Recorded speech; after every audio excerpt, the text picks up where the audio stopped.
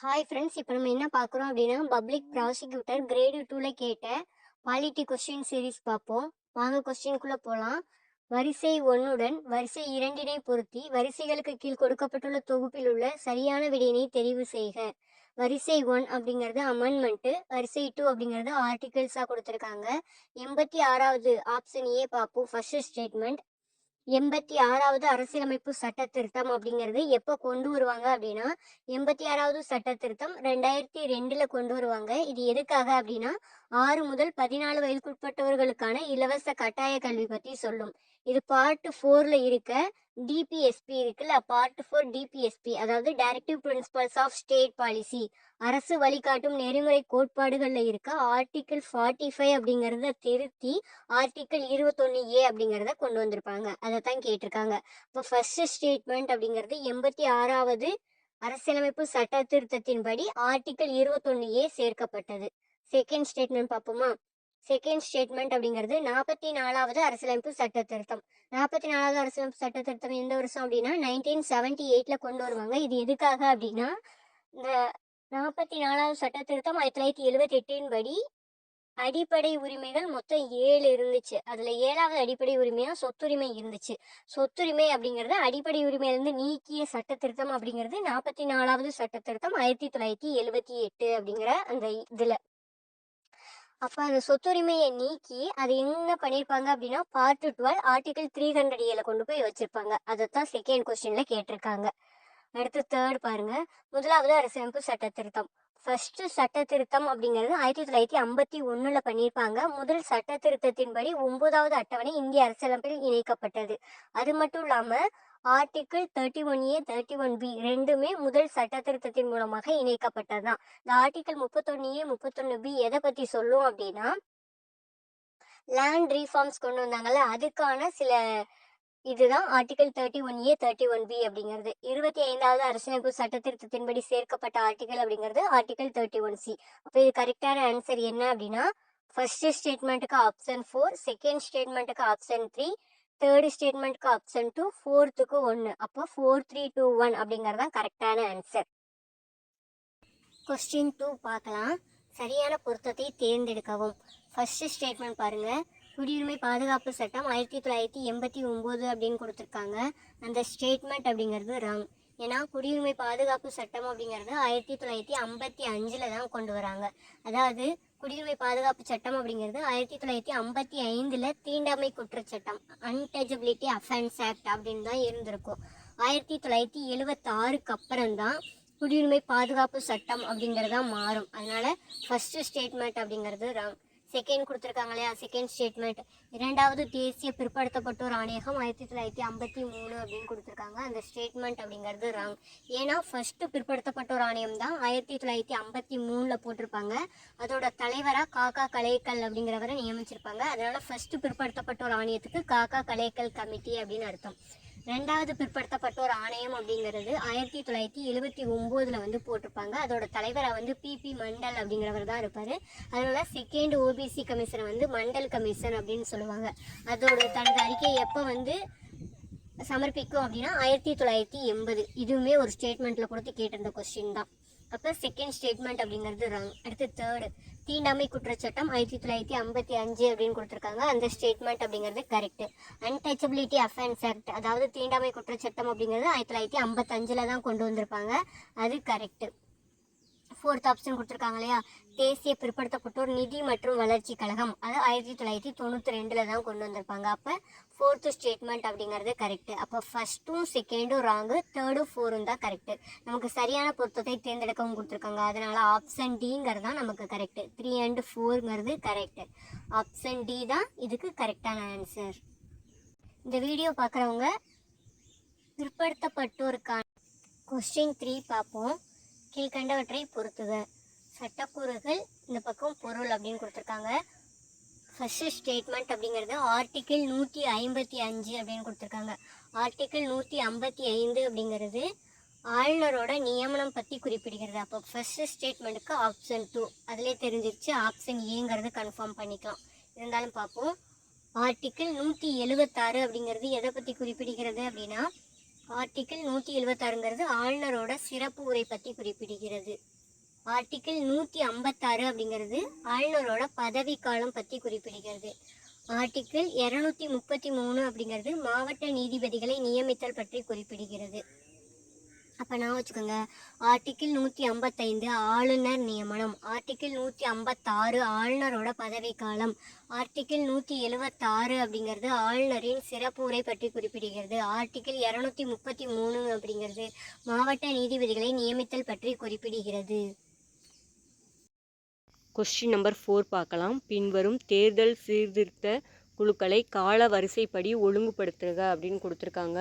First ஸ்டேட்மெண்ட்டில் என்ன கொடுத்துருக்காங்க அப்படின்னா தான்ஹா குழு அப்படின்னு கொடுத்துருக்க கமிட்டிஸ் எல்லாமே தேர்தல் சீர்திருத்தங்களுக்காக போடப்பட்ட கமிட்டி தான். அது எந்தெந்த வருஷம் போட்டிருக்காங்கன்னு ஆர்டர் பண்ணி எழுத சொல்லியிருக்காங்க. ஃபஸ்ட்டு ஸ்டேட்மெண்ட்டில் கொடுத்துருக்கிறது டாங்கா கமிட்டியா. தன்ஹா குழு அப்படிங்கிறது 2010 வந்து போட்டிருப்பாங்க. ஓரா கமிட்டி அப்படிங்கிறது 1993 வந்து போட்டிருப்பாங்க. தேர்டு ஸ்டேட்மெண்ட்டில் இருக்க வர்மா கமிட்டி அப்படிங்கிறது 2013 வந்து போட்டிருப்பாங்க. தினேஷ் கோசாமி கமிட்டி அப்படிங்கிறது எப்போ போட்டிருப்பாங்க அப்படின்னா 1990 வந்து போட்டிருப்பாங்க.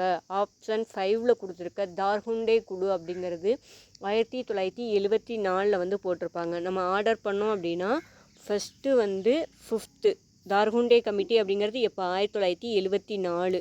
அடுத்து ஃபோர்த்து வந்து தினேஷ் கோசாமி கமிட்டியா, அது 1990. அடுத்து செகண்ட் ஸ்டேட்மெண்ட்டில் இருக்க ஓரா கமிட்டி 1993. ஃபஸ்ட்டு வந்து டாங்கா குழு டாங்கா கமிட்டி அப்படிங்கிறது 2010. தேர்ட் ஸ்டேட்மெண்ட்டில் இருக்க வர்மா கமிட்டி அப்படிங்கிறது 2013. அப்போ ஆர்டர் பண்ணோம்னா 5, 4, 2, 1, 3 அப்படிங்கிறது தான். ஆப்ஷன் பி அப்படிங்கிறது தான் இதுக்கு கரெக்டான ஆன்சர். கொஸ்டின் நம்பர் 5 பார்க்கலாம். என்ன கொடுத்துருக்காங்க அப்படின்னா, தலைமை தகவல் ஆணையர் பதவி விலக வேண்டுமாயின் தன் எழுத்து வழி கையொப்பமிட்டு பதவி விலகுவதாக டேஸ் அவர்களிடம் தெரிவித்த பின் தம் பதவியை விட்டு விலகலாம். கொஸ்டின்ல என்ன கேட்குறாங்க அப்படின்னா, தலைமை தகவல் ஆணையர் அப்படிங்கிறவர் தன்னுடைய பதவியை ரிசைன் பண்ணணும்னு நினைச்சாரு அப்படின்னா, தலைமை தகவல் ஆணையர் தம் பதவி விலகணும், ரிசைன் பண்ணணும்னு நினைச்சாரு அப்படின்னா அவர் வந்து ஒரு லெட்டர் எழுதி, ரிசைனிங் லெட்டர் எழுதி அதில் சைன் பண்ணி அதை யார்கிட்ட அவர் கொடுக்கணும் அப்படிங்கிறதான் கொஸ்டின். அது அவர் யார்கிட்ட கொடுப்பாரு அப்படின்னா இந்திய குடியரசுத் தலைவர் அப்படிங்கிறவர்கிட்ட தான் கொடுப்பாரு. உங்களுக்கு ஒரு கொஸ்டின், மத்திய தகவல் ஆணையர், மாநில தகவல் ஆணையர் 2 பேருமே இருக்காங்க அப்படின்னா இவர்கள் மீண்டும் மறுநியமனம் செய்ய தகுதி உடையவரா இல்லையா? கொஸ்டின் நம்பர் 6 பார்ப்போம். இந்திய அரசியலமைப்பில் எந்த அரசமைப்பு சட்ட திருத்தத்தின் வாயிலாக அடிப்படை கடமைகள் சேர்க்கப்பட்டன? அதுதான் கொஸ்டின்குள்ளே போகிறதுக்கு முன்னாடி சில டீட்டெயில்ஸ் எல்லாம் பார்த்துட்டு அதுக்கப்புறம் கொஸ்டின்குள்ளே போவோம். அடிப்படை கடமைகள் அப்படிங்கிறது இந்திய அரசியலமைப்பு ஏற்றுக்கொள்ளப்பட்ட போதோ நடைமுறைக்கு வந்த போதோ இந்திய அரசியலமைப்புல இல்லை. எப்போதான் அடிப்படை கடமைகள் அப்படிங்கிறது வரும் அப்படின்னா 42வது சட்ட திருத்தம் 1976 படி தான் அடிப்படை கடமைகள் அப்படிங்கிறது இந்திய அரசியலமைப்பில் இணைக்கப்பட்டது. அடிப்படை கடமைகளை இந்திய அரசியலமைப்பில் இணைக்க பரிந்துரை செய்த கமிட்டி எது அப்படின்னா ஸ்வரன் சிங் கமிட்டி அப்படின்னு எடுத்துக்கோம். அடிப்படை கடமைகள் அப்படிங்கிறது ஃபர்ஸ்ட் 10 அடிப்படை கடமைகள் தான் இருந்துச்சு. இப்போ 11 அடிப்படை கடமைகள் இருக்கு. 11வது அடிப்படை கடமை அப்படிங்கிறது 86வது சட்ட திருத்தம் 2002 வாயிலாக சேர்க்கப்பட்டது. அந்த 11வது அடிப்படை கடமை என்ன அப்படின்னா 6 முதல் 14 வயதுக்குட்பட்டோர்களுக்கான இலவச கட்டாய கல்வி அப்படிங்கிறது தான். அப்போ கொஸ்டின்ல என்ன கேட்டிருக்காங்க அப்படின்னு பார்ப்போமா? இந்திய அரசியலமைப்பில் எந்த அரசமைப்பு சட்ட திருத்தத்தின் வாயிலாக அடிப்படை கடமைகள் சேர்க்கப்பட்டன? நம்ம தான் பார்த்தோம் இல்லையா, 42வது அரசியலமைப்பு சட்ட திருத்தம் 1976 படி தான் அடிப்படை கடமைகள் அப்படிங்கிறது இந்திய அரசியலமைப்பில் இணைக்கப்பட்டது. கொஸ்டின் நம்பர் 6 பார்க்கலாம். கீழ்வரும் கருத்து ஏ காரணம் ஆர் வகை வினாவை கருத்துக, சரியான விடையை தேர்ந்தெடுக்க. கூற்று என்ன கொடுத்துருக்காங்க அப்படின்னா, உச்சநீதிமன்றம் மற்றும் உயர்நீதிமன்ற நீதிபதிகளை பதவி நீக்கும் அதிகாரமானது அரசியலமைப்பு சட்டப்பிரிவுகள் 124 மற்றும் 218 கீழ் பாராளுமன்றத்தின் தனித்த அதிகாரமாகும். அதாவது ஆர்டிக்கிள் 124 ஆர்டிக்கிள் 128 உச்ச நீதிமன்ற நீதிபதிகளையும் உயர் நீதிமன்ற நீதிபதிகளையும் பதவி நீக்குவதற்கான பாராளுமன்றத்தோட தனித்த அதிகாரம் அப்படின்னு கொடுத்துருக்காங்க. ஸ்டேட்மெண்ட் அப்படிங்கிறது கரெக்டு. காரணம் அப்படின்னா பாராளுமன்றத்தால் நீதிபதிகளை பாராளுமன்றத்தால் நீதிபதிகளின் பதவி நீக்கமானது சிறப்பு பெரும்பான்மை கொண்டிருக்க வேண்டும் என்பதோடு அவை நீதிபதிகளின் விசாரணை சட்டம் 1968 கீழ் விசாரித்த பிறகு செய்யப்படக்கூடியதாகும். ஒரு ஹைகோர்ட் ஜட்ஜையோ சுப்ரீம் கோர்ட் ஜட்ஜையோ நம்ம இம்பீச்மெண்ட் பண்ணணும் அப்படின்னா என்ன ப்ரொசீஜர் அப்படின்னா, ஃபர்ஸ்ட் நீதிபதிகள் விசாரணை சட்டம் 1968 கீழ் ஃபர்ஸ்ட் விசாரிப்பாங்க. விசாரிச்சு அவங்க குற்றம் பண்ணாங்க அப்படிங்கிறது கன்ஃபார்ம் பண்ணதுக்கு அப்புறம் பார்லிமெண்ட் தான் என்ன பண்ணும் அப்படின்னா இவங்களை இம்பீச்மெண்ட் பண்ணும். பார்லிமெண்ட்ல இவங்களை பதவி நீக்கம் செய்யணும் அப்படின்னா சிறப்பு பெரும்பான்மை அப்படிங்கிற அந்த சிறப்பு பெரும்பான்மையில தான் இவங்களை பதவி நீக்கம் செய்யணும் அப்படின்னு சொல்றாங்க. அப்ப கூற்றும் கரெக்டு, காரணமும் கரெக்டு. கூற்று என்பது காரணத்தை விளக்குகிறது. அப்ப ஆப்ஷன் ஏ அப்படிங்கிறது தான் இதுக்கு கரெக்டான ஆன்சர். கொஸ்டின் நம்பர் 7 பார்க்கலாம்.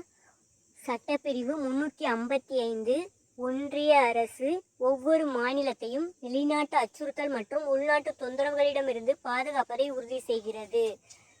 கூற்று அப்படிங்கிறது கரெக்டு. என்ன சொல்றாங்க அப்படின்னா ஆர்டிகிள் 355 அப்படிங்கிறது ஜென்ரல் கவர்மெண்ட் அப்படிங்கிறது ஒவ்வொரு ஸ்டேட் கவர்மெண்ட்டையும் வெளிநாட்டு அச்சுறுத்தல்களிலிருந்தும் உள்நாட்டு தொந்தரவுகளிலிருந்தும் பாதுகாக்கிறது அப்படின்னு சொல்றாங்க. கரெக்டு தான். காரணம் பார்ப்போம். ஒவ்வொரு மாநிலத்தின் அரசாங்கமும் அரசியலமைப்பின்படி மேற்கொள்ளப்படுவதை உறுதி செய்ய அதிகாரம் அளிக்கிறது.